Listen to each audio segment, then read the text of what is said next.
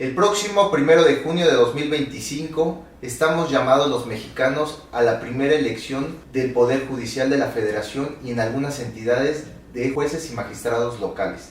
En algunas entidades como la Ciudad de México se elegirán más de 35 candidatos. El ciudadano de a pie muchas veces no conoce cómo está conformado el Poder Judicial. Tampoco conoce en qué consiste esta reforma y cómo se va a implementar. El día de hoy hablaremos respecto a estos tópicos y contamos con un invitado que además de todo es candidato a la Suprema Corte de Justicia. Quédense aquí para que podamos desarrollar este tema tan interesante.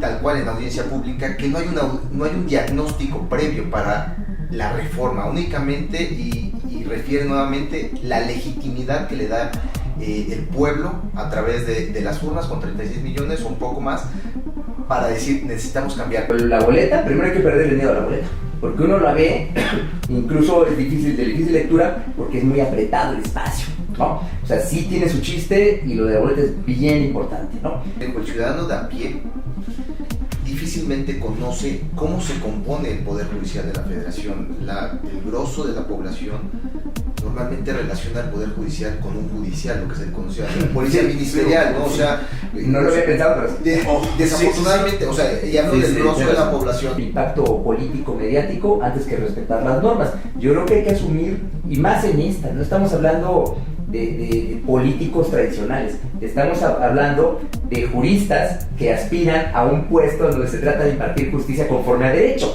y tienen que hacer esto. Por eso entiendo que tratan de generar empatía pues con estos contenidos que yo creo que banalizan y además yo creo que afectan mucho a la comunidad jurídica mexicana, porque esos no son los abogadas de México. O sea, aquí hacemos grandes esfuerzos para poder estudiar. El Estado mexicano ha sido la corrupción y los gobiernos neoliberales gobernaban a partir de la corrupción. Eso es lo que lo justifica.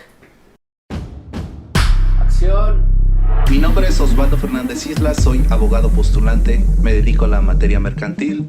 Mario Macuil con ustedes, abogado postulante, quiero compartir mis 7 años de experiencia con ustedes en diferentes materias, entre ellas la mercantil. Amigos, ¿qué tal? Mi nombre es Alonso Cajica Rugerio y voy a estar muy contento con ustedes platicando de aspectos prácticos de la legislación mercantil. Y entramos directo al derecho. ¿Qué tal amigos? ¿Cómo están? Buenas tardes, buenos días, buenas noches desde donde nos estén viendo o escuchando. El día de hoy en Directo al Derecho los acompaño. Mi nombre es Ramón Pacheco, estaré sustituyendo al licenciado Alonso y al licenciado Mario en este programa. Me acompaña también mi compañero el licenciado Osvaldo Fernández y contamos con la presencia del maestro Raimundo Espinosa Hernández. Brevemente les daré una reseña de él. Él es un politólogo por parte de la Universidad Autónoma Metropolitana, licenciado y especialista y maestro en Derecho Constitucional por la Universidad Autónoma de México, especialista en Derecho de Amparo y candidato por doctor a la Universidad Panamericana. Actualmente es candidato a la Suprema Corte de Justicia. Tiene escrito este libro que nos hizo favor de regalarnos en defensa de la crítica jurídica, especificidad y vigencia de un discurso herético. Y se encuentra por lanzar su próxima publicación que lleva por nombre Fundamentación Crítica para una Teoría Jurídica Situada, Marxismo de la Colonialidad y Filosofía Mexicana. Maestro, buenas tardes, ¿cómo está? ¿Qué tal, Ramón Osvaldo? Muy bien, muchas gracias y muy contento de estar con ustedes. No, pues el gusto es de nosotros tener a una persona tan capaz como usted. Ya Ramón hizo una breve referencia a una síntesis de su currículum, pero minutos antes del programa nos lo explicó y tenemos conocimiento de toda su trayectoria. Nos da mucho gusto tenerlo acá porque la reforma judicial va a ser un paradigma totalmente en cuanto a lo judicial y lo democrático. Entonces, Ramón. Si les parece, podemos empezar. Platicábamos antes de entrar aquí en grabación, platicamos respecto al tema de la implementación. Vamos a hablar del tema de la implementación. A ver, tenemos una reforma y vamos a empezar desde el principio. ¿Qué trata de resolver esta reforma? ¿Por qué esta reforma, maestro? Pues mira, me parece a mí que pues hay una sed de justicia insatisfecha en el pueblo de México y eso se proyecta de muchas maneras, ¿no?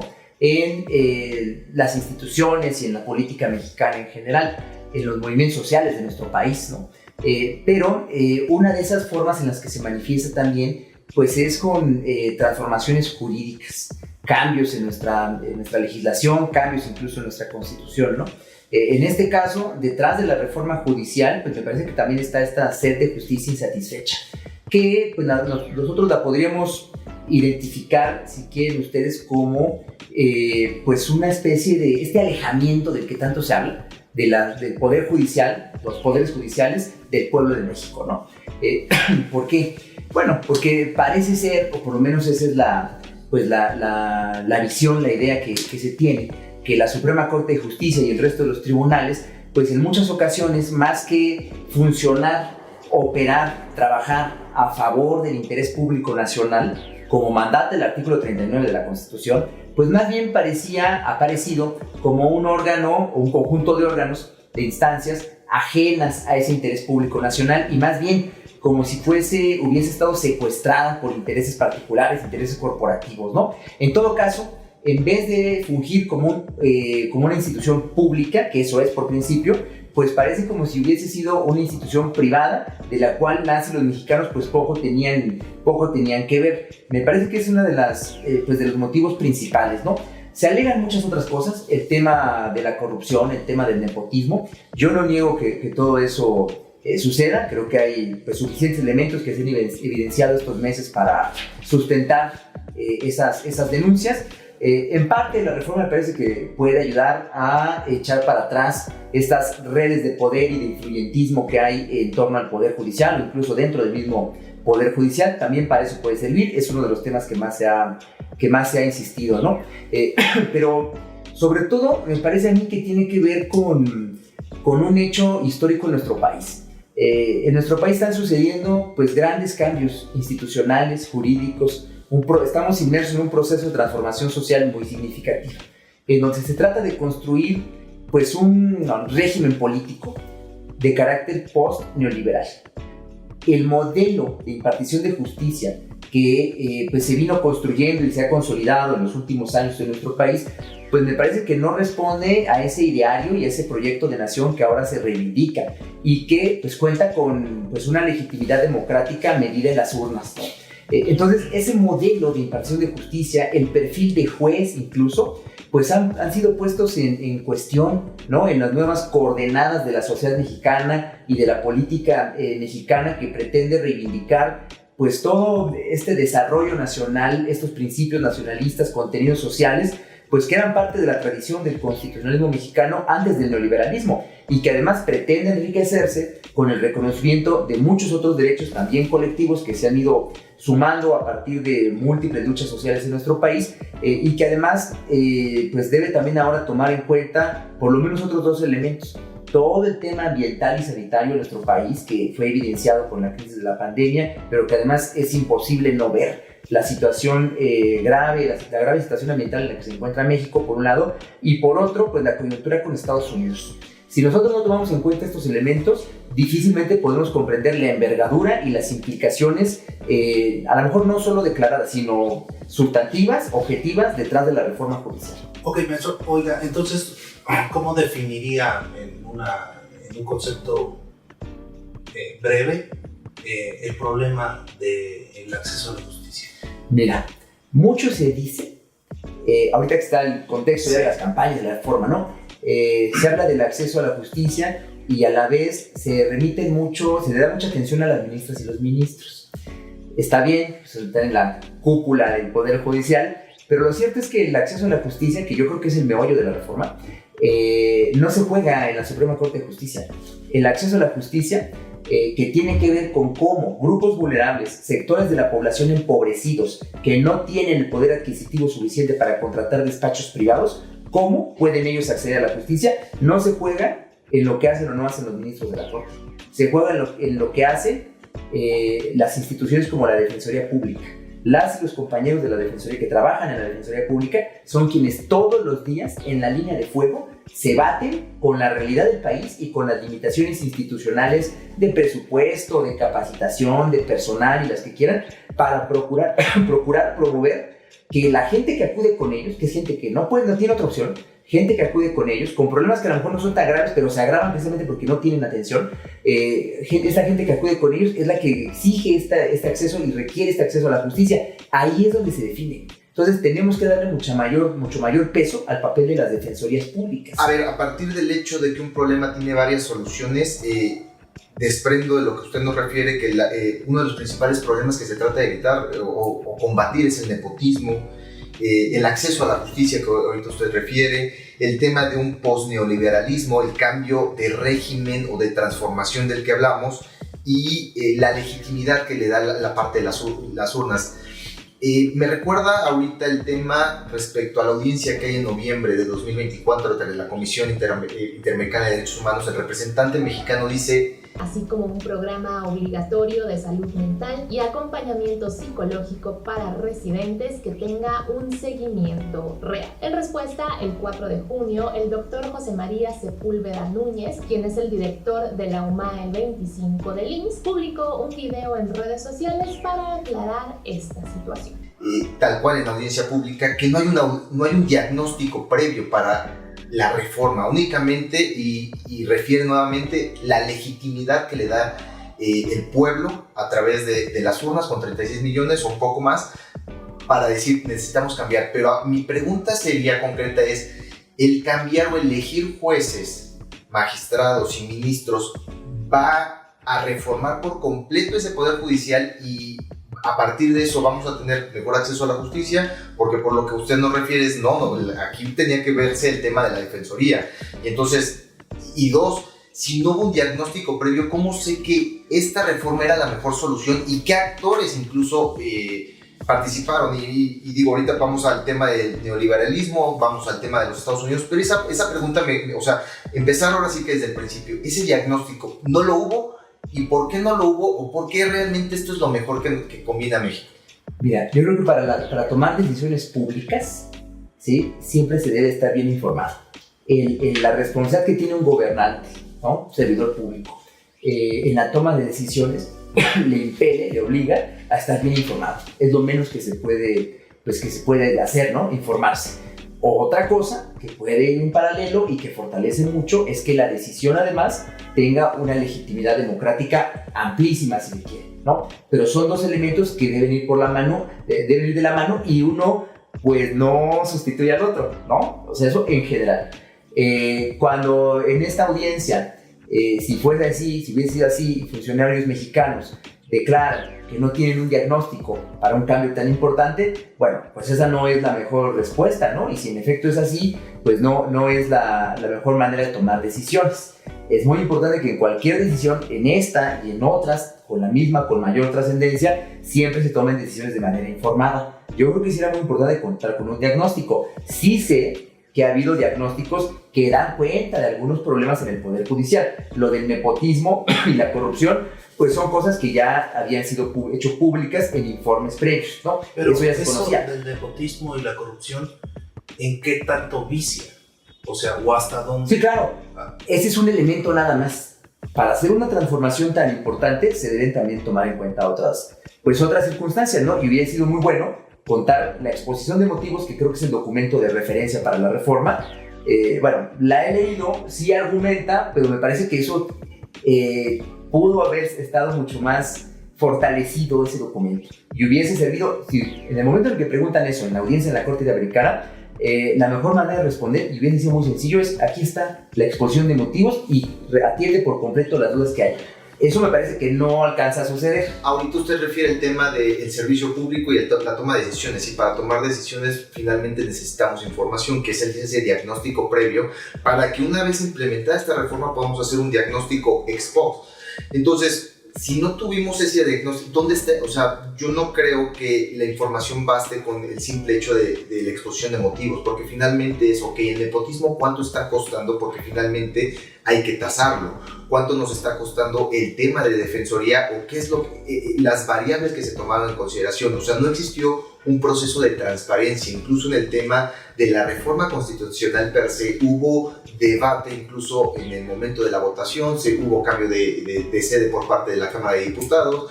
La Cámara, al momento de mandarlo a los demás congresos, fue muy express, que finalmente la Constitución no te señala, pero finalmente en teoría somos una constitución rígida que necesita el consenso de todos. Tuvieron la mayoría y finalmente eso es lo que legitima, pero una reforma de tal trascendencia que afecta a todo el Estado mexicano, pues debió haber tomado mucho más tiempo, porque ahorita pues empezamos a ver los embates incluso en el momento ya de la implementación para la elección. Todavía no hemos llegado ya a la implementación para los jueces, magistrados, ministros cuando ya lleguen a asumir funciones.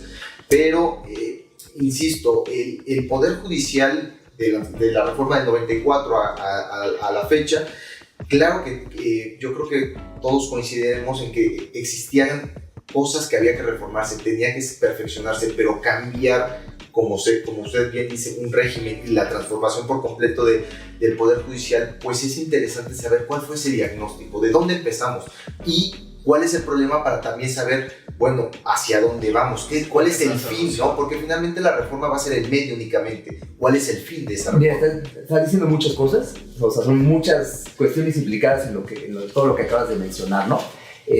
A ver, voy a tratar de retomar algunas de ellas.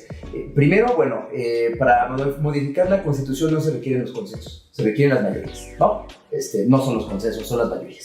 Y los procedimientos pues se cumplen según el 135, que yo creo que es un artículo bastante deficiente, ¿no? Pero ese es el procedimiento que está, ¿sí? Es un artículo deficiente, yo creo que por lo menos debiésemos contar también con algún mecanismo de participación ciudadana para darle esa legitimidad a reformas constitucionales. Eso no lo tenemos.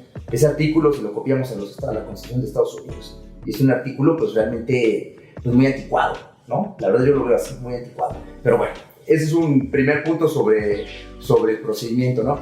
Luego, a ver, yo decía, lo del diagnóstico va por un lado. La exposición de motivos, las exposiciones de motivos, y esto lo sabe quien ha trabajado como asesor parlamentario, pues debiesen tener una estructura y un contenido tal que sostengan por sí mismas la justificación de la reforma que se está llevando adelante, ¿sí? El documento que México debió presentar en esa audiencia y en cualquier otra, y debiese ser suficiente, es la exposición de motivos. Si hay algún punto en donde habría que reclamar que no es suficiente porque faltan datos, se llegó incluso desde la Cámara se debió haber presentado algún diagnóstico o desde la propia iniciativa que fortaleciera, bueno, si no se cuenta con eso, es una deficiencia en ese momento, ¿sí? Yo creo que ahí, para una modificación tan importante que iba a despertar tanto debate, que ya venía despertando tanto debate el tema en la opinión pública, yo creo que la mejor manera de blindarlo y de que pues no hacer todo este aspaviento que ha sucedido, pues era precisamente con un documento muy fuerte. Ese diagnóstico debió haber estado ahí incluido, o múltiples diagnósticos que le dieran contenido y le dieran fuerza a la exposición de motivos. Por eso decía yo, el documento que tendría que presentar el Estado mexicano y con el que habla la justificación de la reforma, pues no son todos los discursos que todos dan, debe ser la exposición de motivos. O sea, los límites del diagnóstico están en la exposición de motivos. A posteriori se pueden hacer más diagnósticos, bueno, es lo que ha venido pasando, pero eso implica políticamente que tú pues tengas que ir sobre el paso, ir justificando la decisión. También se puede, o sea, eso pasa todos los días, pero no es lo mejor. Lo mejor es que desde el principio tú empieces con un documento fortalecido y enriquecido por los múltiples diagnósticos que ya hay o porque este incluye un buen diagnóstico, ¿no? Eso es sobre el tema del diagnóstico. Luego, el asunto de la legitimidad democrática del cambio, ¿no? Yo creo que no es menor. A las y los abogados y al conjunto de la comunidad jurídica nacional les puede, a unos y a otros no, les puede gustar más o les puede gustar menos la reforma, por diferentes motivos, por sesgos ideológicos que tengan, por mala formación que tengan, ¿sí? Porque ven incluso afectados sus propios intereses. Hay muchas razones por las que les puede gustar más o les puede gustar menos la reforma, ¿no? Pero lo que es indudable es que forma parte de un proceso de transformación en México donde esos temas fueron considerados para una toma de decisión política de los ciudadanos en nuestro país. Y esa decisión fue mayoritaria y está representada en los órganos públicos de nuestro país, ¿sí? Y eso pues es incuestionable. A uno le puede gustar más, le puede gustar menos, a los abogados, a las abogadas, que no somos mayoría en el país, nos puede gustar más, nos puede gustar menos. Pero no depende de eso. La gente votó en medio de un proceso político muy importante a favor de una serie de transformaciones, incluida esa, primero. Y segundo, yo escucho mucho en la academia y en los círculos de abogados, políticos también, pues que cuando se habla de democracia, todos se llenan la boca de democracia y todos están comprometidos con la democracia y les encanta la democracia. Y es muy curioso que en el momento en el que el pueblo de México tiene la posibilidad de dar un paso a favor de la democratización de instituciones, como el Poder Judicial, y cualesquiera otros, pero en este caso el Poder Judicial, pues de repente ya no les guste la democracia. ¿Por qué? Porque el pueblo puede excederse. Hay que limitar al pueblo. Bueno, ahí lo que se ve ahí, lo que ustedes pueden ver ahí, es una bifurcación en donde se muestran los límites de una teoría constitucional de corte liberal frente a una teoría constitucional democrática. A veces, en muchas ocasiones, el liberalismo y la democracia van de la mano, pero en este punto, por ejemplo, ya no, porque unos que dicen, no, sí somos demócratas, pero eso no, pues más bien son liberales y su sustancia democrática llega hasta ahí, pero hay otros que se mantienen en la senda democrática porque saben que darle este poder al pueblo, de poder de elegir por voto popular y directo a sus operadores judiciales, pues es irreversible, incluso en términos del mismo principio de progresividad de derechos humanos. Esto es irreversible, la reforma llegó para quedarse. Lo mejor que podemos hacer en el conjunto de la comunidad jurídica nacional es actuar de manera reflexiva y propositiva para tratar de mejorar el procedimiento de implementación que está teniendo lugar ahora. Y por supuesto, y ese es otro de los puntos, el tercer punto de lo que tú comentabas, la reforma judicial que democratiza de esta manera, a este nivel esencial, básico, el Poder Judicial no es la panacea.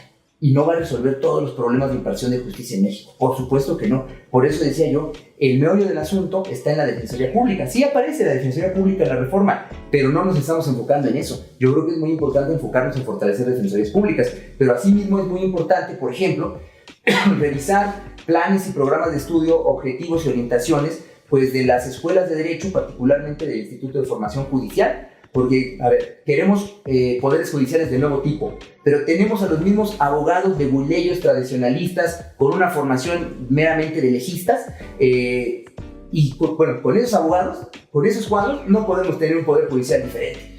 No podemos. Aquí viene un punto muy importante. A ver, ya iniciamos las campañas judiciales, y en este tiempo que ya llevamos de campañas judiciales, la gran mayoría de los candidatos nos han vendido o se publicitan diciendo, a ver, yo lo que te ofrezco es un trato más humano, una justicia más pronta, más expedita, incluso comerciales o anuncios donde tiran hasta los expedientes porque son muy grandes. A ver, creo que aquí se está perdiendo y nos gustaría que nos diera qué es realmente esa reforma, porque a ver, pues yo cuando escucho que dicen, a ver, es que un trato más humano, digo, no, voy a resolver más humanamente. A ver, a mí me resolvió también después si era humano, ¿no? O sea, no te entiendo, o más pronto, yo no creo, digo, y estoy totalmente, porque todos queremos que nos resuelva más rápido. La reforma habla de 6 meses en materia fiscal, pero realmente el cambiar al operador, pues creo que no va a ser finalmente el que lo va a resolver, porque pues se requieren más juzgados, se requiere más personal.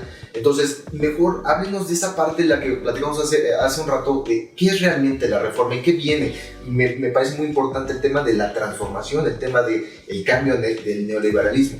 Pero mira, esta reforma lo que hace es la democratización, que se pone a elegir por voto popular y directo operadores judiciales, los titulares de órganos jurisdiccionales. Eso es muy importante como un avance democrático, ¿no?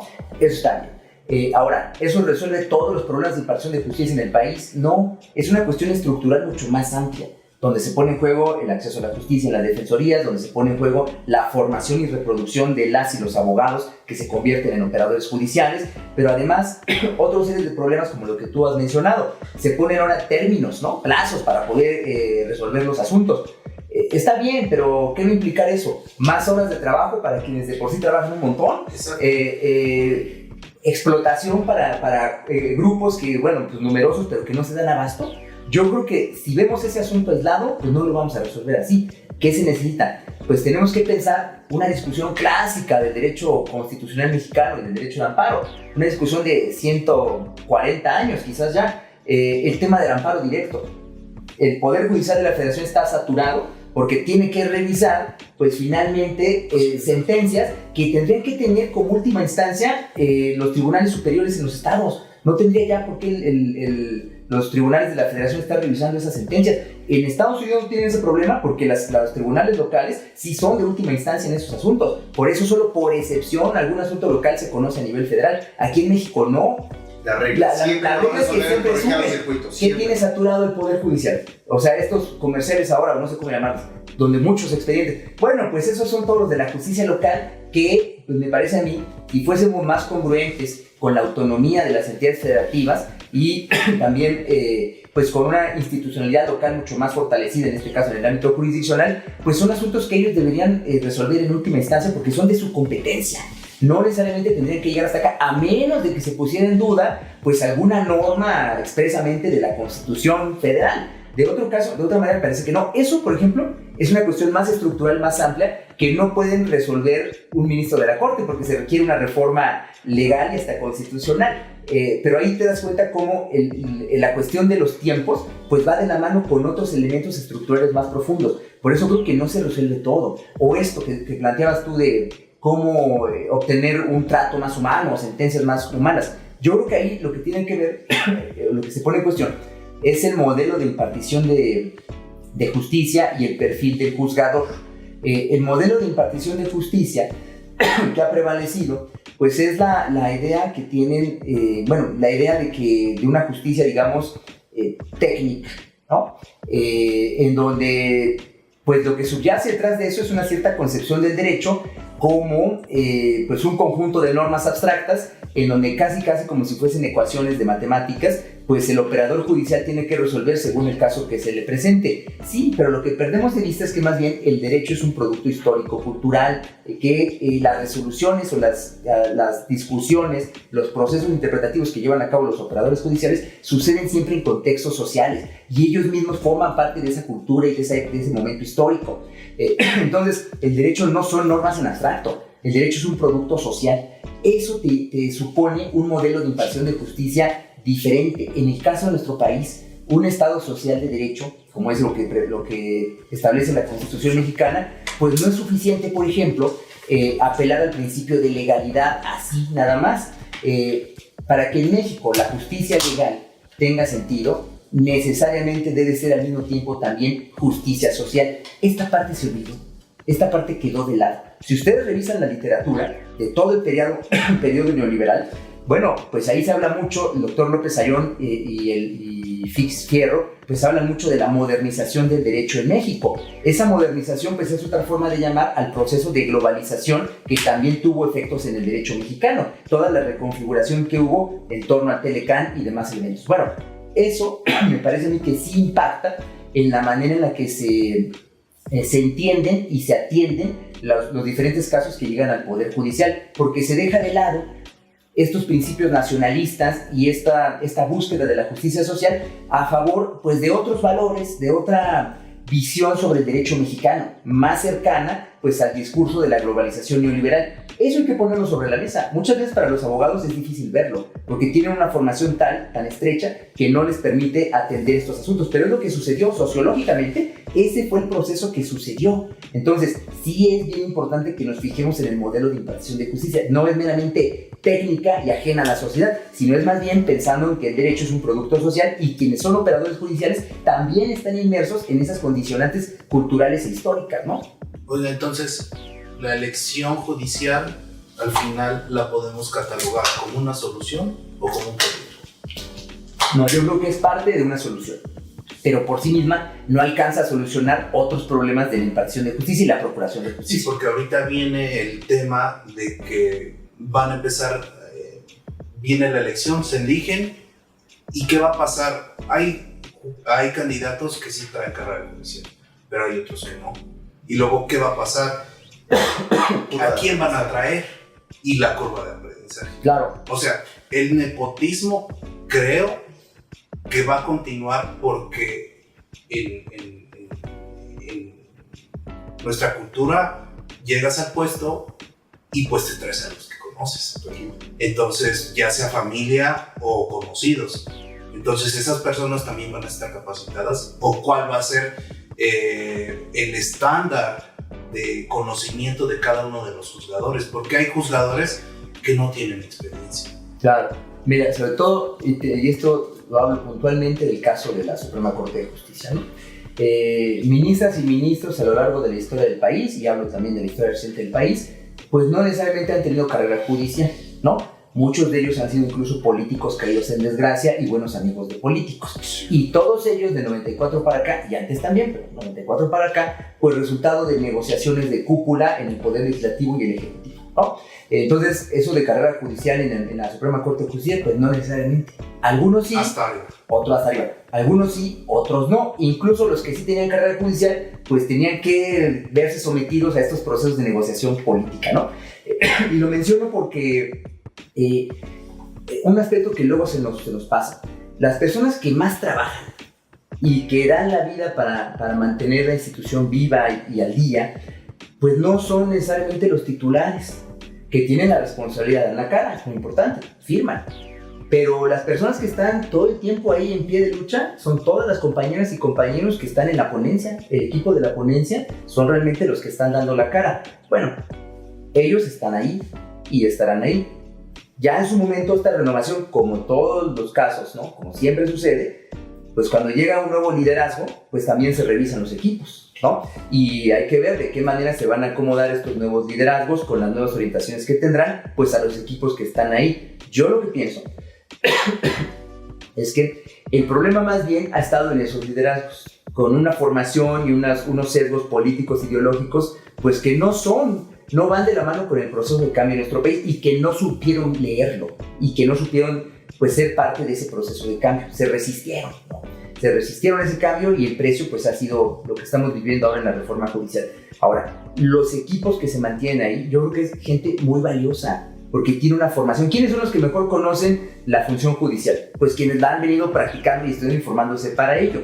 Yo no creo que todo sea nepotismo y corrupción. Por supuesto que no. Por supuesto que no. Yo creo que hay gente súper valiosa. Yo conozco mucha gente que trabaja y son amigas, amigos míos, o gente con la que tengo oportunidad de tener intercambio profesional, y es gente muy, muy, muy valiosa. Todo eso, por supuesto, yo creo que lo que hay que hacer es rescatarlo y es valorarlo en sus justas dimensiones. Los elementos que no, bueno, pues como en todos lados, o sea, se tienen que hacer los cambios que se requieran, pero es una fuerza de trabajo especializada, comprometida, que hay que valorar. Sí, porque es una preocupación. Claro, sí, ¿cómo no? Pues gente que está 15, 20 años y que le apostó al proyecto de la carrera judicial y de tener un trabajo estable Así es. para llevar un sustento a su familia, y que de repente de un día para otro llega el nuevo, ya no candidato, sino ya ministro titular, y dice, bueno, pues muchachos, pues muchas gracias, agradezco su participación, pero pues acá está él, ¿no? O sea, sé que en parte sí, pero pues qué pasa con todos ellos, ¿no? Incluso sucedió ahorita con la extinción de varios órganos autónomos. Por ejemplo, INAE, veíamos que la situación se extinguió y por lo tanto no hay ni despido ni separación, desaparece la fuente de trabajo y se acabó. Muchas gracias por participar y pues sus derechos laborales quedaron atrás, ¿no? Entonces creo que eso es una. Hablaba ahorita el tema de la globalización, ese nuevo paradigma. Me llama la atención el tema de los tratados internacionales. O sea, el Estado mexicano pareciera, dentro de la Corte Interamericana de Derechos Humanos, pareciera que a veces vamos en sentido opuesto. O sea, la Corte Interamericana hay sentencias donde habla precisamente de la prisión preventiva, voy a hablar en el caso particular, y contrario a eso, el Estado mexicano, lejos de atender esas sentencias, dice, no, yo voy a ampliar mi catálogo. Inicialmente la reforma en 2008 lo que buscaba era precisamente que fuera la excepción a la regla, la prisión, y lo voy ampliando y pues al paso que vamos a terminar esta administración pues con 200 dentro de la misma Constitución, ¿no? Entonces, ¿aquí qué va a hacer o qué proponen ustedes como candidatos respecto a la atención o al acatamiento de las resoluciones por parte de órganos como es la Corte Interamericana de Derechos? Es muy interesante lo que dices, no te voy a comentar lo que yo pienso sobre el tema y luego qué es lo que se podría hacer en la Corte.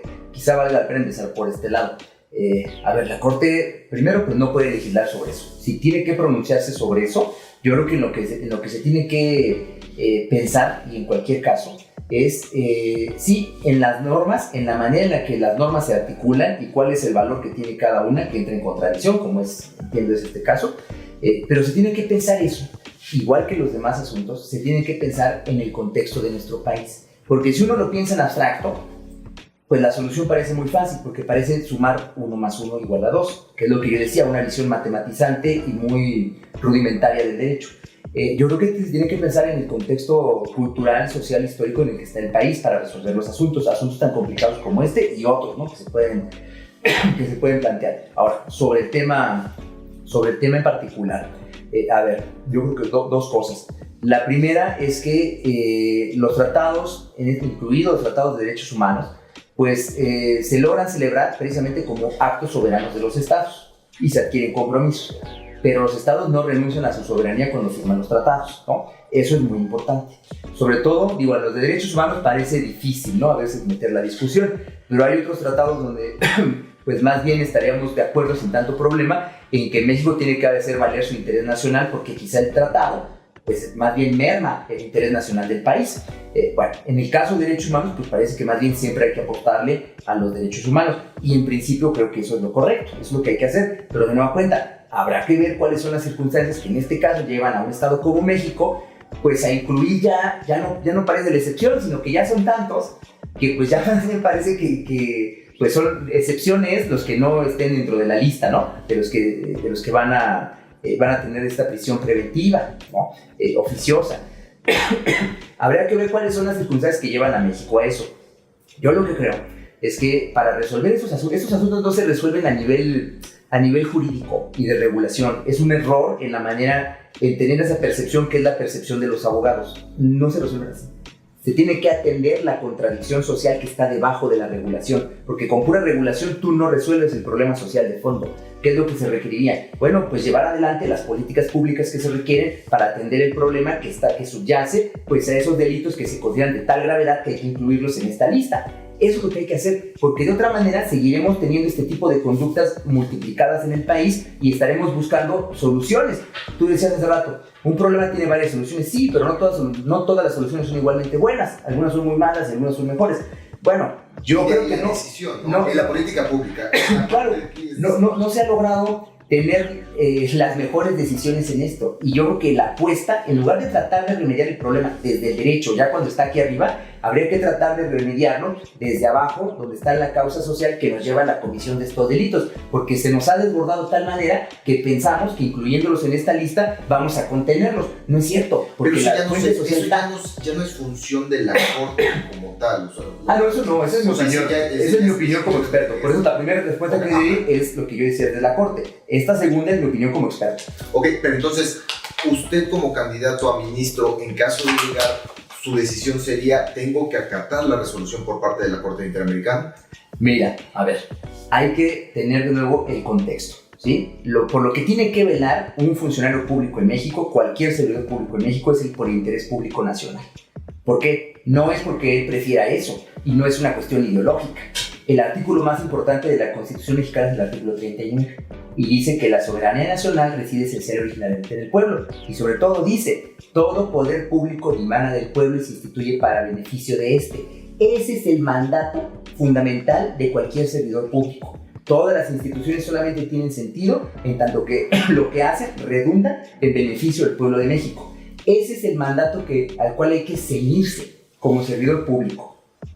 Si una resolución de la Corte Interamericana no cumple con ese mandato constitucional, ¿se contradice? Yo creo que lo que tiene que prevalecer es el artículo constitucional, por supuesto. Si eso es lo que le da sentido y es lo que le da posibilidad a la firma del propio tratado, ni modo que después el tratado anule el principio que le da sentido. O sea, entiendo un sí, siempre y cuando no se contradiga esa... Okay. Claro, no, y además siempre procurando pues, a favor de los derechos humanos. Eso también... Pero no se contrapone esto de los derechos humanos en cuanto a esa soberanía y a una persona privada de su libertad, todavía sin ser sentenciado. Entonces, ¿en dónde queda? En abstracto sí, en abstracto sí.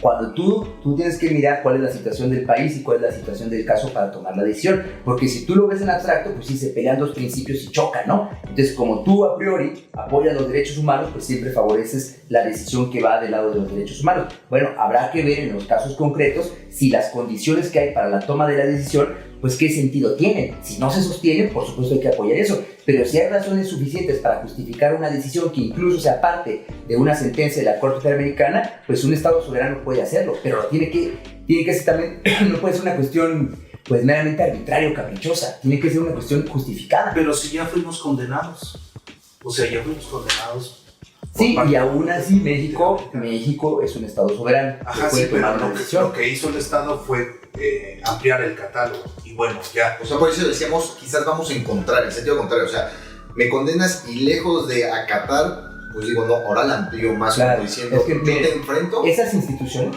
¿sí? Esto de la jurisdicción de la Corte Interamericana, la visión universalista de derechos humanos, todo eso también son productos ideológicos de los gobiernos neoliberales. Miren, esta visión globalista, ¿sí? Que en ciencias sociales se conoce muy bien, muchas veces en derecho no lo podemos ver, pero son en la misma construcción de una economía global, nos lleva a instituciones jurídicas con estas pretensiones. Pero eso todo ha sido en merma y en contra de la defensa de la soberanía de los países que se ven sometidos.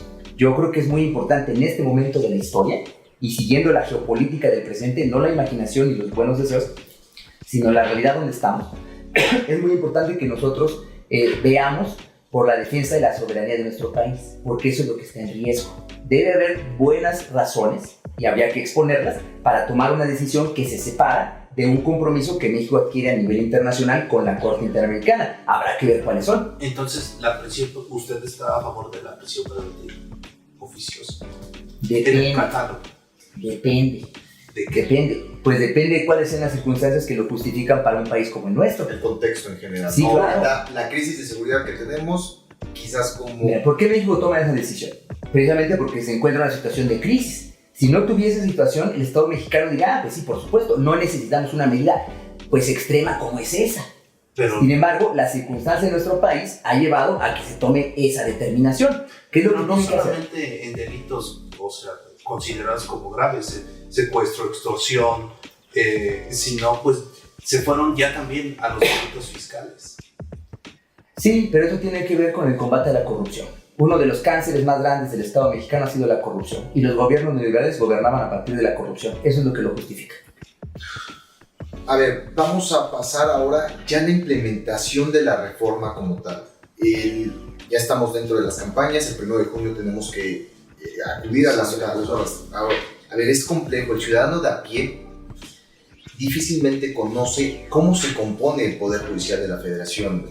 El grosso de la población normalmente relaciona el Poder Judicial con un judicial, lo que se le conoce policía ministerial, ¿no? O sea, No lo había pensado, pero desafortunadamente, o sea, y hablo del grosso de la población. O con la fiscalía.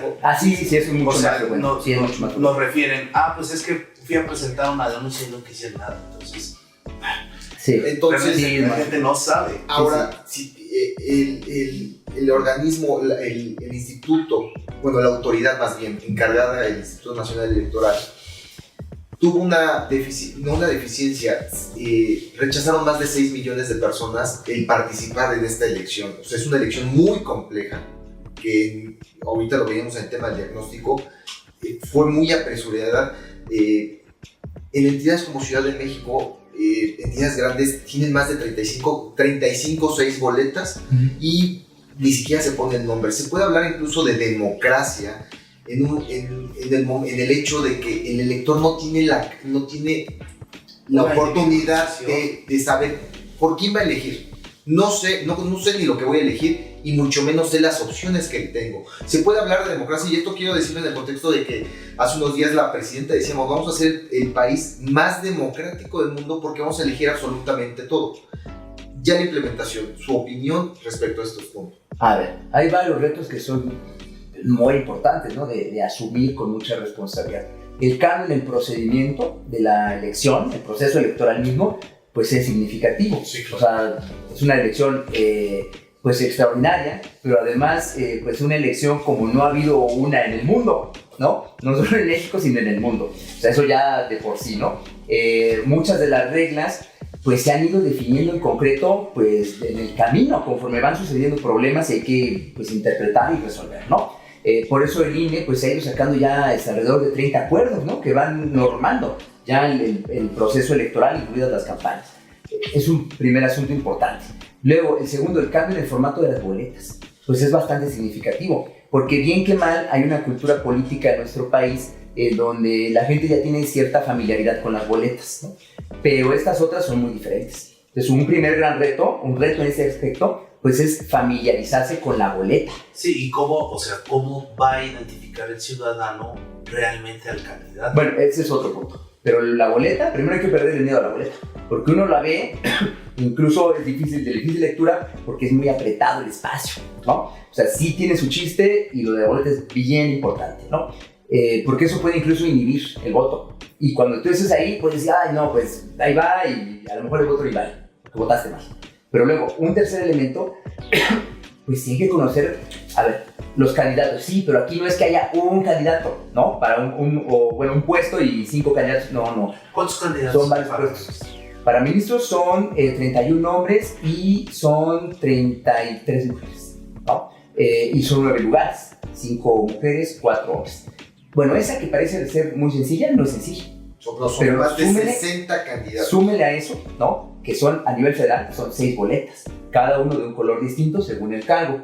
Ministro, Suprema Corte de Justicia, Tribunal de Disciplina Judicial, Sala Superior del Tribunal Electoral, Sala Regional del Tribunal Electoral, Magistrado de Circuito en las diferentes materias, Juzgado de Distrito en las diferentes materias. Y además estos últimos, incluido las salas regionales, pues en territorios específicos, ¿no? Sí, porque, a ver, digo, vamos de más a menos. De ministros son pocos. El Tribunal de Disciplina Judicial.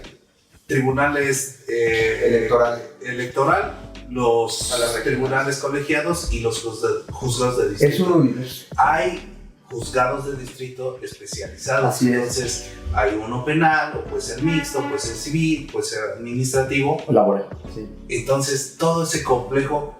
Sí. Mira, ¿qué es lo que yo creo que está pasando? Es muy importante y es un momento difícil, porque es un momento de transición, ¿no?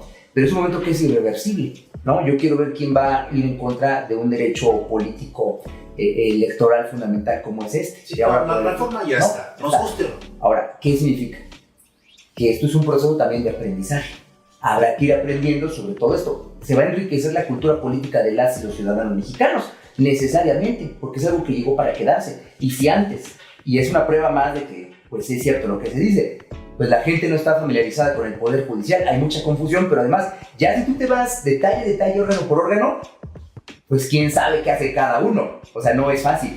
Este proceso, me parece a mí que las campañas y este primer proceso y los que vengan, pero bueno, ahorita que estamos en pues debiesen servir también como espacios para la formación, para la información, espacios para alfabetizar a la ciudadanía en lo que es y no es el Poder Judicial. Yo creo que esa es la mejor manera de aprovechar las campañas en lugar de banalizar la reforma judicial, ¿no? Como en algunos, como a veces algunos hacen. Yo creo que habría que tomarlo de otra manera para enriquecer nuestra cultura política. Va a ser muy difícil por el tiempo que se tiene y también pues siendo el primer proceso que llevamos de esta manera. ¿Cómo conocer a las y los candidatos a los diferentes puestos? Hay que diferenciar los diferentes puestos. Entonces, se requieren explicaciones. Si tú llegas con la gente y dices, bueno, vota por mí, oye, pero tú, ¿qué? O sea, sí, pero ¿para qué? Bueno, hay que hacer toda una explicación para decir, mira, el Poder Judicial se constituye de esta manera, estos hacen eso, tal. O sea, hay que hacer esas explicaciones. Es una elección donde no es como presidente de la República y la gente ya tiene una idea. No, aquí hay que formar la idea. Aquí viene un punto, el tema de alfabetizar me llama mucho la atención porque viene relacionado con el tema de la equidad de la contienda.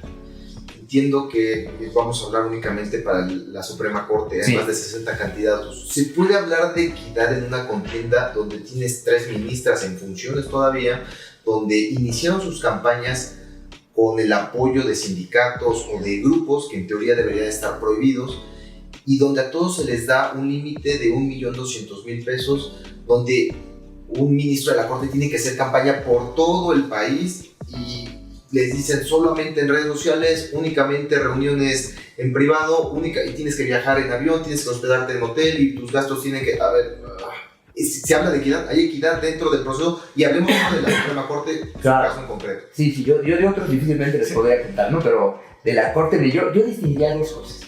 Uno es lo que está prohibido y lo que está permitido dentro del proceso.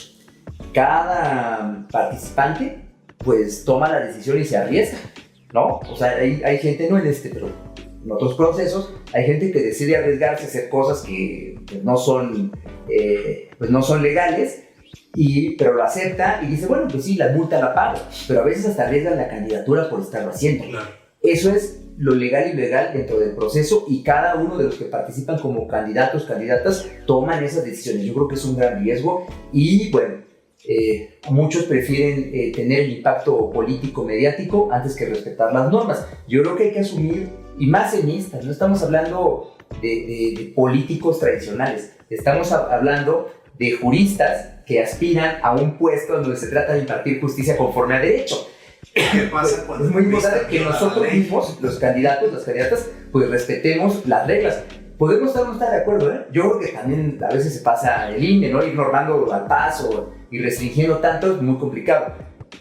Pero tanto eres el árbitro como esas son las reglas. Y es parte de lo que uno tiene que asumir. Ni modo que nos metamos al partido a jugar fútbol y de repente no nos gusta la regla y la queremos cambiar al momento, cuando hay un reglamento que ya estaba puesto antes y que, por ejemplo, nos pasemos, en lugar de atender las decisiones del árbitro, golpeemos al árbitro, ¿no? O sea, no se trata de eso, por un lado. Por el otro, el tema de la equidad. Sobre todo el principio de equidad, como se ha estado precisando para esta elección, recae no tanto en los candidatos, recae sobre todo en las instituciones, organizaciones y demás que llevan adelante foros o abren sus espacios para tener contacto y permitir que la gente conozca a los candidatos, presente propuestas, reflexionen, lo que ustedes gusten. Sobre todo son estos terceros que abren sus espacios y organizan actividades los que deben respetar el principio de equidad. A quienes podrían sancionar el INE son a estos terceros, no tanto a los candidatos que reciben una invitación y aceptan. Son los terceros que deben garantizar que el espacio está abierto para todos y que en todo caso ellos invitan a todos. Si por algún motivo el candidato no puede venir o no acepta venir, es otra cosa. Pero entonces el principio de equidad no es de los candidatos, es de los terceros. Para los candidatos, sobre todo, yo creo que es pues, el principio de legalidad y es muy importante que lo respetemos. Ahora, las condiciones para participar en la campaña, pues yo creo que son muy diferentes, ¿no? Cada candidato tiene formación, trayectoria, incluso vínculos sociales, hasta políticos, hasta económicos, si quieren, muy diferentes. Basta ver la lista completa para darnos cuenta que es un mosaico muy heterogéneo, ¿no? Cada uno pues sacará provecho de eso en la medida en la que sea posible y cada uno sabrá hasta dónde se arriesga sacando provecho de eso, pasando el límite de lo legal o lo ilegal. A ver, entramos ya en la contienda. Estamos, en mi opinión, ya estamos en el mercado político, estamos dentro de esa arena, en donde hay dos actores, o en ese mercado, platicamos hace un rato, es un mercado donde se ofrecen votos. El elector ofrece votos y el juez pues tiene que ofrecer una propuesta. ¿Qué distinto de la propuesta se puede ofrecer dentro de esta campaña? Porque digo, si son 60 candidatos, quiere decir que hay 60 propuestas distintas y que únicamente van a quedar 9 candidatos. ¿Cómo me voy a diferenciar y con tan poco espacio y con tan poca difusión? O sea, para un ministro que tiene que tener, él va a ser a nivel nacional, ¿cómo lo hace? ¿Cómo trabaja el ministro, el candidato? Mira, te cuento mi experiencia y algunas cosas que veo como testimoniales, ¿no? Como testimonio te lo puedo contar, ¿no? A ver, primero, difícilmente vamos a encontrar en realidad tantas propuestas diferentes. Yo más bien la tendencia que veo es a que, primero, pues no hay claridad de qué se va a proponer. Y segundo, las propuestas cada vez más se van como pareciendo unas a otras. Y al final, pues gran parte del grupo terminará proponiendo casi que lo mismo, ¿no? Eso es lo que veo que está pasando. Y sobre todo, esa masa pues propone muchos lugares comunes, ¿no? Que una justicia más expedita, que bueno, incluso cosas que ni tocan, pero sí que lo de las fiscalías y los ministerios públicos. O sea, yo he escuchado ya muchas cosas, ¿no? Van confluyendo, yo creo que cada vez más, conforme se acerque, se van a ir pareciendo más, pero es un discurso que pues se mantiene dentro de lugares comunes, sin mucha creatividad, sin mucha originalidad, y también no es un discurso que sea disruptivo, para decirlo rápido, ¿no? En cambio, yo veo otros personajes, sobre todo en carrera judicial, yo veo que las y los colegas están muy anquilosados, ¿no? En la manera en la que tienen, porque están muy arraigados. O sea, a ver, ellos tienen que presentar un discurso original y vincularse con la gente, ¿no? Y están participando en el proceso. Entonces, de alguna manera apoyan la reforma judicial. Pero la reforma judicial resulta que es en contra de cómo se venían haciendo las cosas. Pero ellos forman parte de eso. Entonces, no están ni en un lugar ni en otro, porque no pueden criticar lo anterior. No ser excluidos. No, por supuesto, está bien. Lo que yo digo es que es complicado para ellos generar un discurso que sea coherente. Eso me parece muy complicado. A mí, bueno, ya lo conversamos, ya nos dijimos, ya establecimos cómo, para qué y por qué. Pero ahora, ¿usted qué le diría a toda esa gente que no sabe todavía por quién votar y por qué votar? ¿Qué mensaje le daría a esas personas? Mira, lo más importante es defender, ¿no?, espacios que se conquistan. Los espacios que el pueblo, instituciones que el pueblo va conquistando, hay que defenderlos. Aquí hay una oportunidad muy grande de consolidar un proceso democrático en el Poder Judicial de la Federación, en el resto de poderes judiciales, y es de aquí para adelante, no es un punto de llegada, es un punto de partida. Para hacerlo, es muy importante que la gente conozca de qué va este procedimiento, se informe muy bien, se familiarice con la boleta y se informe muy bien, sobre todo de las y los candidatos, porque podría suceder un escenario negativo en donde, incluso a través de un procedimiento democrático, con todo el debate y todo lo que ha costado llegar hasta este punto, resulte que la elección nos dé como resultado una conformación de los poderes judiciales peor que la que teníamos. Eso podría pasar. Es como si a veces la gente también, digo, la oposición si lo quiere ver, o la gente que está en contra de esta reforma también quisiera que saliera mal. Pero antes de pasar este punto, que ahorita lo veíamos en tema de guión, incluso ya nos apresuramos por el tema, no quiero desaprovechar la oportunidad que tenemos con usted, porque sí, o sea, me voy a extender, nos vamos a extender un poco si usted está de acuerdo, porque quiero tocar el tema que platicábamos ahorita antes de entrar a cámara, el tema de la parte filosófica entre el debate de Kelsen y Schmitt y el tema del neoliberalismo. Y sé que son temas amplios, sí, pero no podría desaprovechar, o sea, creo que este es una oportunidad porque, insisto, muchas veces parece que quiero que salga mal la reforma para decir estaba mal, ¿no? Y yo creo que hemos limitado este debate a si está bien, está mal, y los que están mal, no, pero porque esto, y es más, o sea, nosotros que lo podemos reconocer. Entonces, tener una persona que nos puede decir, a ver, esto es lo que yo estoy proponiendo, esto es lo que es la reforma no es las puertas abiertas, como muchos dicen, es que la reforma es puertas abiertas, la reforma es escuchar. No, eso no es la reforma.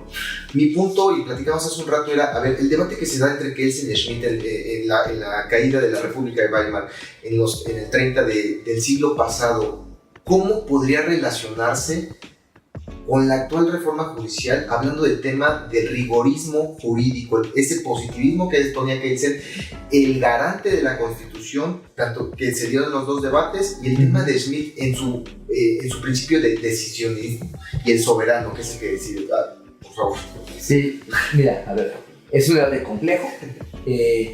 Puede de alguna manera ser análogo y útil para discusiones que tenemos en el presente. Las condiciones políticas eran muy distintas, ¿no? Tanto en Alemania, en la República de Weimar, como en el caso de México, en el segundo gobierno de la Cuarta Transformación. Son dos... hay un abismo, ¿no?, entre ambas situaciones. Pero la parte, digamos, teórica, me parece que siempre es útil traer la colación para darnos cierta claridad sobre lo que está pasando o no está pasando. A ver, la constitución de tribunales constitucionales me parece también es un avance en los procesos de racionalización y control del ejercicio del poder político en los estados contemporáneos. Eso es muy importante y tiene todo el mérito, pues el esfuerzo intelectual y práctico llevado a cabo por autores como Hans Kelsen, ¿no? Eso hay que reconocerlo y no podemos nosotros desvalorar eso. Luego, la manera en la que resuelve algunos de los puntos sobre el control de la constitucionalidad, bueno, pues pueden ser opinables. Yo creo que hay cosas que habría que debatir, como esto del legislador negativo, ¿no? Este tribunal constitucional como legislador negativo, bueno, habría que ver si eso sí. Del otro lado, en el caso de Carl Schmitt, pues más bien preocupado por cómo hacer valer la decisión del soberano. ¿Quién es el soberano? Aquel que puede tomar una determinación en la situación de excepción, en el estado de excepción, ¿no? El que decide en última instancia, ¿no? Bueno, y esto pues lo personifica en el contexto muy específico de la Alemania nazi, pues termina siendo personificado en la figura del Führer, ¿no? Como der Hüter der Verfassung, como el defensor de la Constitución, ¿no? Bueno, ahí está imbrincado tanto un intento de Schmitt de justificar una situación muy concreta en Alemania con una reflexión muy profunda sobre cómo defender el Estado. No, a ver, la parte de defender el Estado puede que tenga sentido y la podemos nosotros vincular con la pretensión de Kelsen de esta tutela constitucional, ¿no? Podríamos vincularlo. Bueno, el asunto es que en el caso de Carl Schmitt, la defensa de la soberanía del Estado se entremezcla con la apología de un régimen que está en ascenso. Ese es el problema y lo que habría que lograr distinguir, ¿no? Por otro lado, hay un debate que subyace, el debate sobre el concepto de constitución.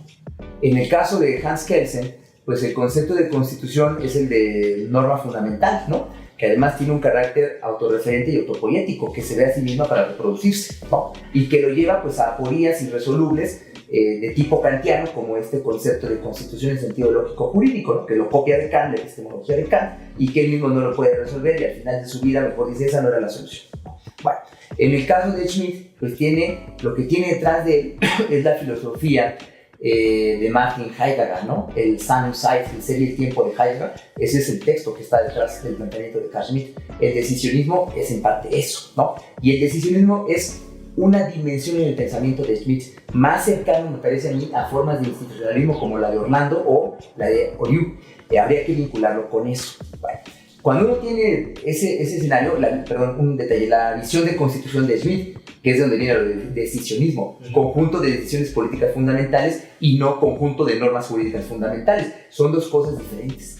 Es que la constitución del Estado sí tiene una naturaleza política. Es la parte donde Schmitt tiene razón. La constitución mexicana es una constitución política de los Estados Unidos mexicanos, no jurídica. Eso tiene una proyección jurídica que, como decía Germán Gela, hace que lo que es hoy siga siendo en lo sucesivo. Esa proyección jurídica es la que garantiza esa determinación de fondo de lo que es la organización política, en este caso de México, el Estado mexicano, con una proyección jurídica que son las normas constitucionales.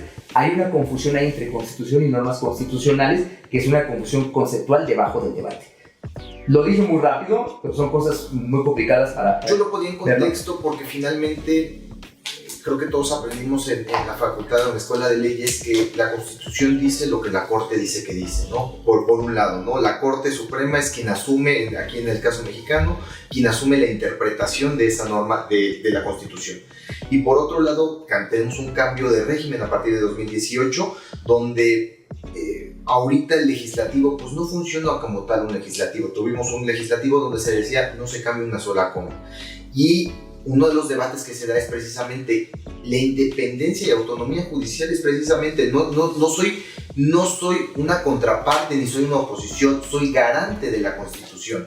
Entonces, por eso ponía el contexto, si podríamos hacer esa analogía y decir que esta reforma judicial pues va más allá cuando dicen en muchas ocasiones es el pueblo. ¿Y quién es el pueblo? Es en este caso pues los que están gobernando hoy y quién gobernaba en la administración pasada. Ese es mi punto de vista, quizás no tal cual decía usted, sí, es distinta las circunstancias, pero a lo mejor un poco de... ¿Sabes qué? Creo que es importante ahí puntualizar el asunto de que yo tenía un profesor, voy a contar esto, tenía un profesor en la Panamericana que él estaba convencido, y para convencernos a todos nos mostró tesis de jurisprudencia, de que la jerarquía en el sistema jurídico mexicano pues no colocaba la Constitución en el punto más alto, sino que lo más alto en la jerarquía del sistema jurídico mexicano era la jurisprudencia de la Suprema Corte de Justicia que interpretaba la Constitución. Bueno, pues precisamente eso es lo que he estado criticando. En vez de hablar de supremacía constitucional según el artículo 133, de lo que estamos hablando entonces es de la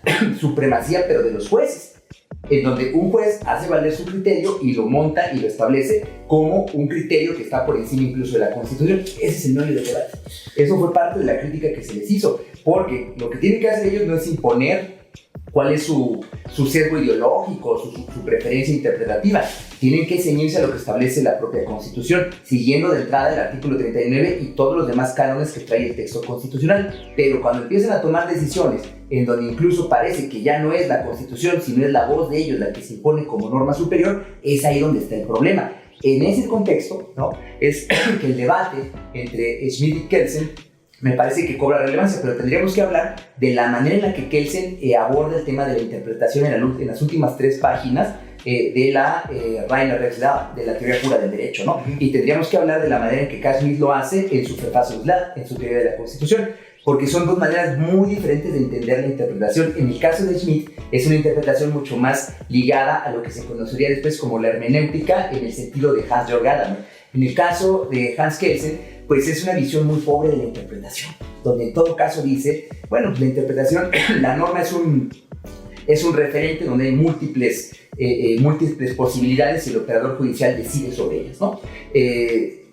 Yo creo que el meollo está en que revisemos las metodologías de interpretación, porque ahí es donde en concreto se resuelve el debate, ¿no? ¿Cómo es que hay que interpretar la Constitución de tal manera que la voluntad, en este caso del operador judicial, está por encima de la misma Constitución, o de qué manera hay un equilibrio entre el operador judicial o el operador judicial cumple con ser guardián de la Constitución, respetando la Constitución, pero sin imponer su propia voluntad y conocimiento a la norma fundamental. Entonces, una de las formas para poder distinguir a los candidatos, y hablando de la Suprema Corte, podría ser qué metodología para la interpretación. Es muy interesante. Eso que estoy diciendo es fantástico. Yo creo que habría que preguntarles cómo llevarían adelante la interpretación. Aquí es muy interesante porque, a ver, las campañas se han centrado en que si el chicharrón está más preparado que el ministro o otros ministros. ¿El chicharrón se parece a usted? ¿Por qué? Porque está sabroso. Ay, no, porque está preparado. Estoy más preparado que un chicharrón. Entre si el dolo eventual no existe porque el dolo es puramente... ¿O quién baila mejor? O quién baila mejor, o sea... Y entonces nosotros, y cuando hablo de nosotros hablo de la población en general, del ciudadano de a pie, no conoce esas propuestas, él no sabe lo que está pasando y ellos están yendo únicamente a si una candidata usa minifalda o no, o si un candidato baila. No se habla de una independencia, una metodología, una forma de interpretación. Decían algunos, bueno, ¿cómo va a interpretar un juez penal respecto a qué teoría funcionalista, finalista? Claro, ¿Cómo, claro. ¿Y cómo va a ponderar derechos? O sea, esa es la situación en la que decíamos, bueno, ¿y cómo el elector, si además de todo tengo que elegir entre 35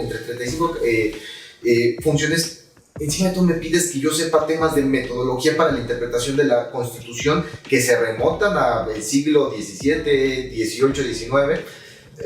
En un término práctico, ¿cómo se hace justicia? Claro. Mira, yo creo que más que eso, que creo que es imposible, ¿no? O sea, a lo mejor quienes formamos parte de la comunidad y participaremos votando y demás, pues tenemos elementos que sí, bueno, pues sí podemos distinguir y ver con más fineza qué posiciones tiene cada uno, teóricas y demás. Pero ese no es el grueso de la población. Y hacerlo en este periodo, híjoles, pues eso es hacer un doctorado, ¿no? O sea, no se puede. Yo más bien creo que lo que es muy importante es que la gente, más que fijarse, ya en cuanto a los candidatos y las campañas, más que fijarse en lo que están diciendo hoy, porque el día de hoy yo tengo clarísimo que ya todos son diferentes a como eran hace unos meses.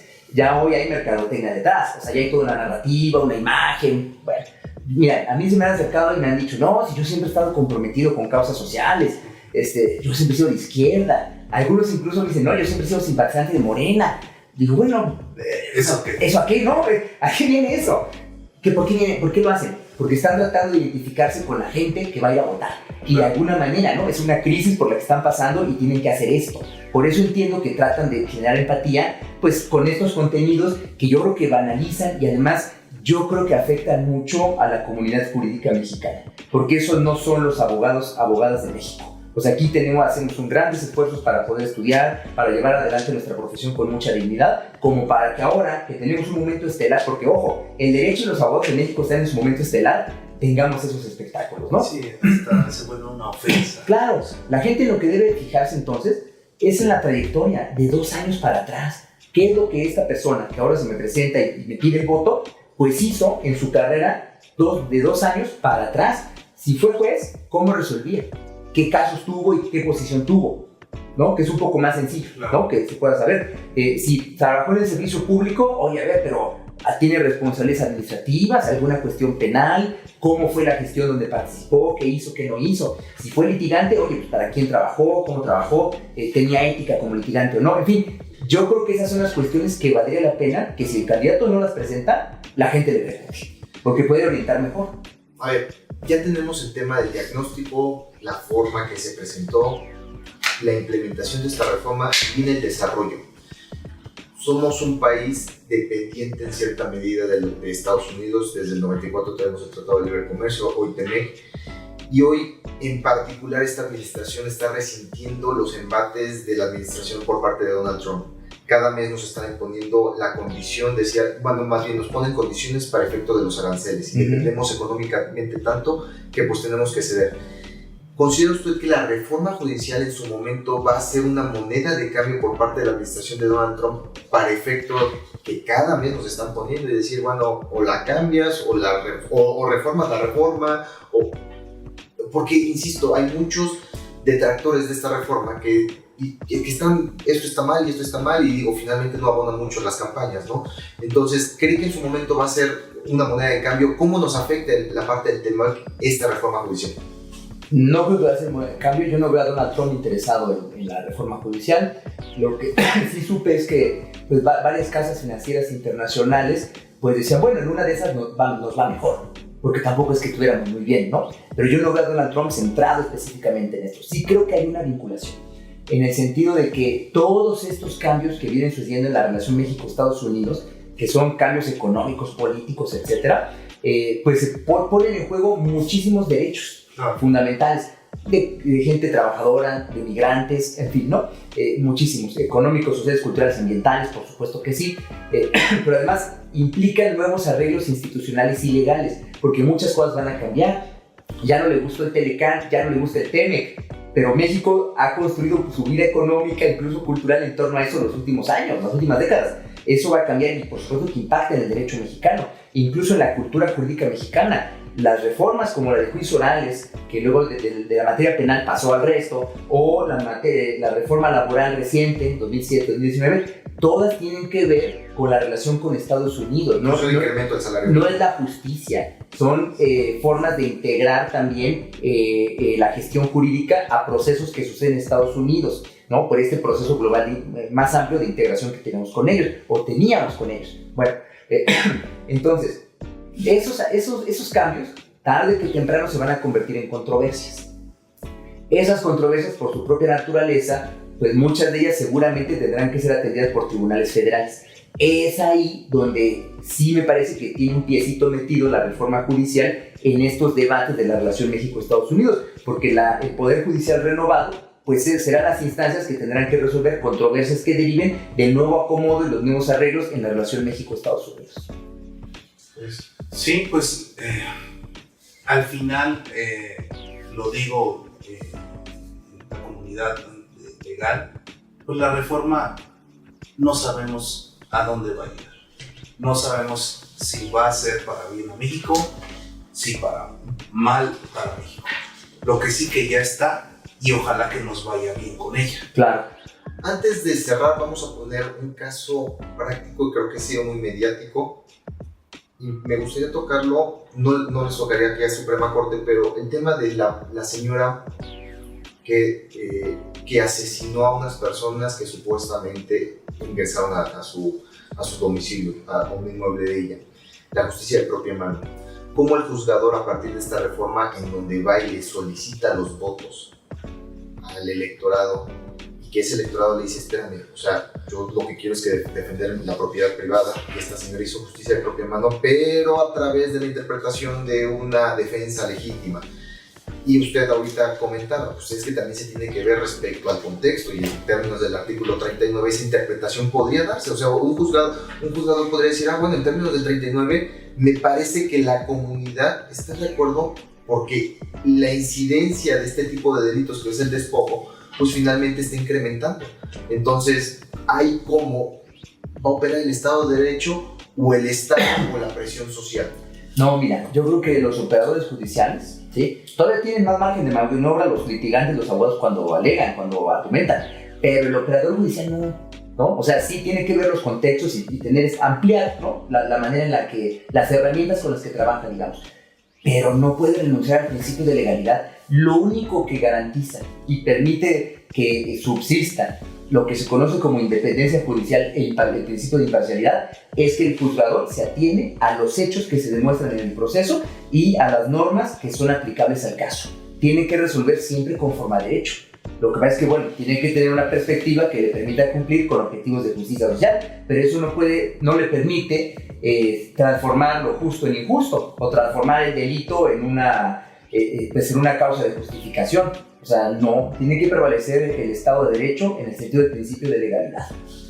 Maestro, nos podremos quedar más horas. Seguramente. Tiene el récord de 5 horas y nos encantaría, de verdad es que la plática está muy entretenida. A ver, recuérdenme nada más, fundamentación crítica para una teoría jurídica situada. Así es. Marxismo de colonialidad y filosofía mexicana. Breve resumen. Es un libro que cuestiona la manera en la que se ha venido desarrollando la teoría del derecho en México, pues subordinada a autores extranjeros que piensan cosas muy interesantes, muy importantes en sus países, pero que cuando las traemos nosotros acá, pues están medio deslocalizadas, ¿no?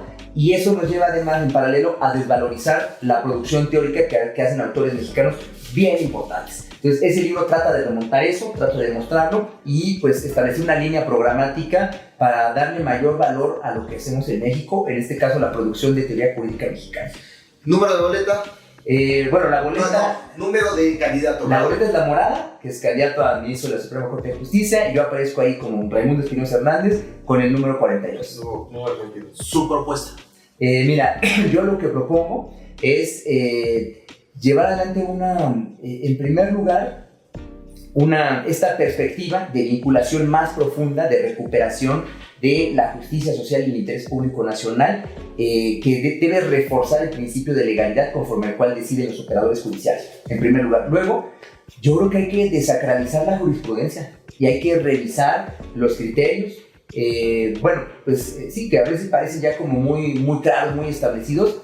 También dependen de contextos culturales en los cuales se determinaron. Habrá que revisarlos junto con las metodologías. A mí es algo que me interesa mucho, porque de otra manera, pues muy democráticos, pero vamos a seguir aplicando las mismas metodologías que han llevado o que llevaron a la crítica del sistema anterior. Entonces hay que revisarlo. A lo mejor muchas están bien, a lo mejor no. Hay que revisarlo de manera consciente, ¿no? Y lo otro que me parece muy importante, pues es, hay que transparentar una serie de gestiones que suceden en los despachos judiciales, ¿no? Por ejemplo, a mí me tocó, yo fui abogado de comunidades mayas en Bacalar, Quintana Roo, en el caso de la soya transgénica, y me tocó litigar contra la empresa Monsanto. Y recuerdo muy bien que en aquel momento, cuando el asunto llega a la corte, pues a nosotros nunca nos recibieron el ministro instructor ni otros, y yo no tenía contactos ni influencias, pues no fue posible. Cuando llegamos finalmente a la sesión donde se iba a dictar el acuerdo, pues yo ahí conocí a los abogados de Monsanto. Y ellos me llamaban, tú eres el abogado de las comunidades, yo iba yo con el representante común del pueblo. Sí, bueno, queríamos hablar contigo. Yo no me presté porque entendí cómo íbamos a ganar nosotros. Pues yo lo que entendí es que, pues ver cómo podemos arreglarnos para cumplir la sentencia y todos estuviésemos tranquilos. Pero lo cierto es que yo creo que los derechos no se negocian, y menos en casos en donde grupos vulnerables como estos pues no tienen ninguna otra oportunidad, y aquí se abrió la oportunidad de que encontraran un poco de justicia, ¿no? Pero ¿qué vi? Pues que a la empresa sí la habían recibido, incluso la empresa, y eso fue parte del pleito, pues habían presentado los proyectos de sentencia, ¿no? Para comodidad y facilitar el trabajo, dado que están saturados los tribunales, pues los abogados de la empresa presentaron el proyecto. Bueno, está bien, pero esas oportunidades, por ejemplo, no las tuvo la contraparte, ¿no? En este caso me tocaba a mí. Yo creo que entonces todo esto que se conoce en el gremio como el alegato de oreja, pues sería muy bueno que también se documentara, que se hiciera público, que esas reuniones que sostienen los equipos de las ponencias de los propios titulares, pues también fuesen transparentes, porque muchas malas interpretaciones y suspicacias se anularían si se dice, bueno, y el día de hoy vamos a recibir a tales asuntos, y además se expusiera, si quieren, no la reunión, pero la minuta donde se dijera, se plantearon tales temas, se acordaron tales cosas, o se escuchó tal.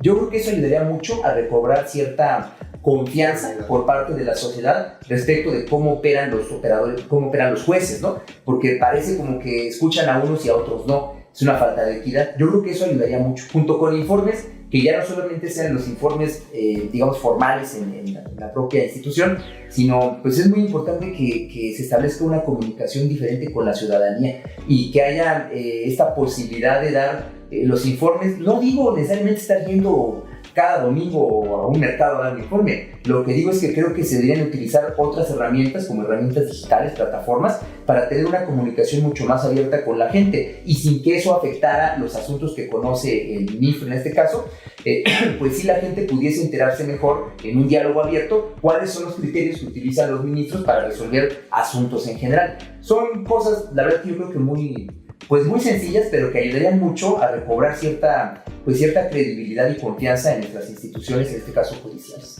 Candidato, queda pendiente temas ambientales, sociales, que son su expertise. Sí. Queda pendiente la publicación o su nueva publicación y pues le invitamos ahora que si llega a ser ministro y si no, de todos modos a platicar, porque estos temas pendientes creo que van a dar para más. Así es, ya falta mucho también en la Corte. Pues yo creo que falta impulsar mucho el conocimiento sobre pues estos temas de los DESCA, ¿no? Particularmente de los temas ambientales y de salud como derechos colectivos.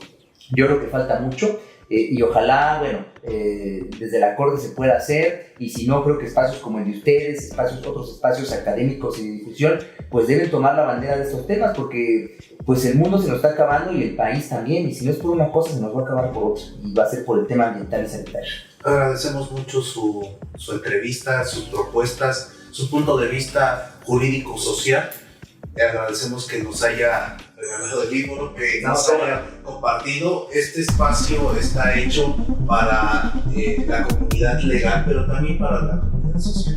Entonces, el vivir los problemas sociales y jurídicos desde este punto de vista nos parece bastante interesante.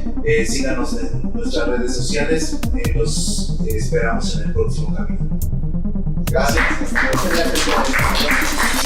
Esto fue Directo al Derecho, la fuente de información en la que confían los especialistas en leyes y el podcast que escuchan los principales empresarios de México. Esto es una producción de Directo al Derecho, todos los derechos reservados.